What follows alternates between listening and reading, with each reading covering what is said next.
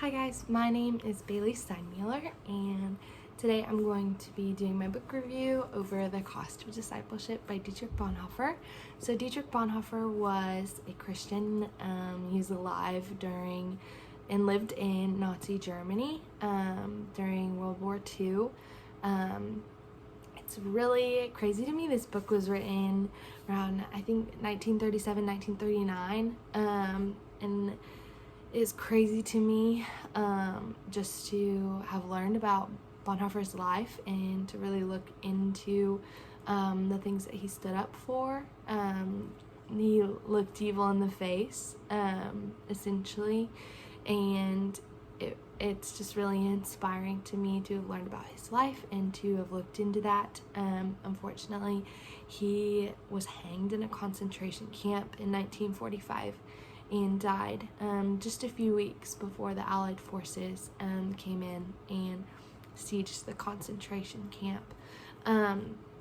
So it is crazy to me to, again, just read about his life and to have done some more research into the things that he did. And just reading his words in his book is like getting to know a little piece of his story and his heart and just the things obviously that he believed, and that has just been in and of itself super inspiring to me, just knowing kind of the things that he did and the way that he lived and what he was passionate about, and the way that he called others to live as well. So the main argument that Bonhoeffer makes in this book, obviously he's talking about discipleship, but essentially he talks a lot about the idea of cheap and costly grace. It's kind of the first chapter. He kind of sets up what he means by that, and essentially during discussing cheap grace, that's the idea that people proclaim that they are Christian and that they follow the Lord, but in reality there's no fruit from their lives, and it's just he calls it grace without discipleship, and I think that is something that obviously still happens today, and is obviously still just a problem and will always be an issue in our world and in our cultural Christianity.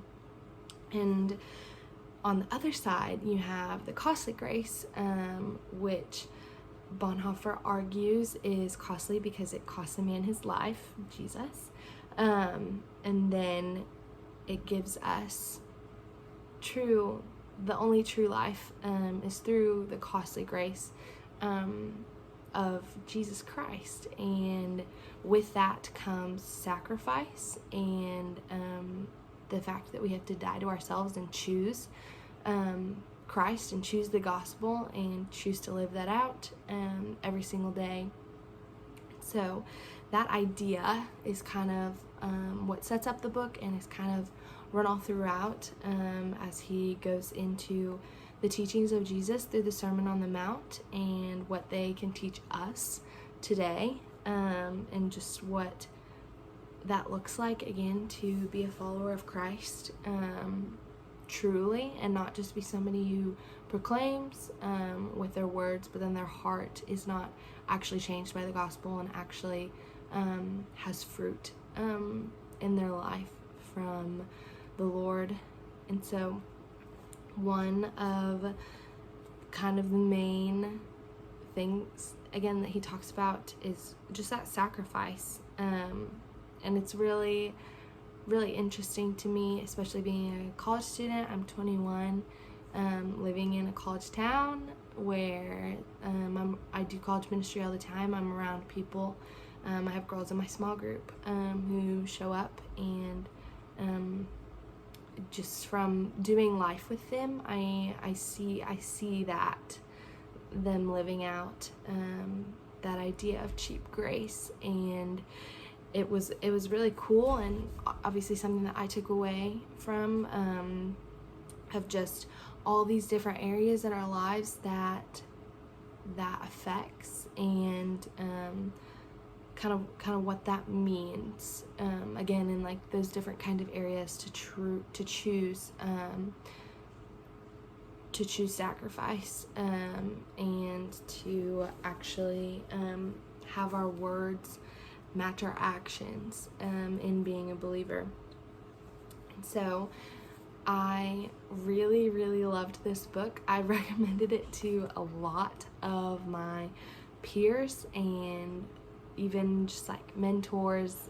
I've just been talking about it nonstop while I've been reading it. I told my roommates about it and just all of these things. And so I, again, just was really impacted by this book and Bonhoeffer's message. And I really, really admire his boldness in being able to proclaim the name of Christ, and to, again, kind of stare evil in the face through what was going on in Nazi Germany, and just take a stand against that, but also to just the fact that he, again, like, wrote all of these words during that time too is just really inspiring to me as well.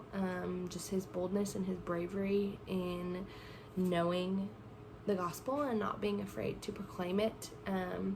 And I feel like this is also just such a book that is something that we don't like to read because it is against that like fuzzy, warm feeling of Christianity. I felt convicted pretty much the entire time while reading this. And obviously that is so good and something that I would hope that Christians back then felt, but obviously today we can still feel the effects of this book, and how the Lord is still using it just all throughout our world, as we learn what it truly means to be a disciple of Christ and how to truly live for him and in his will and the way that he's called us and taught us to live.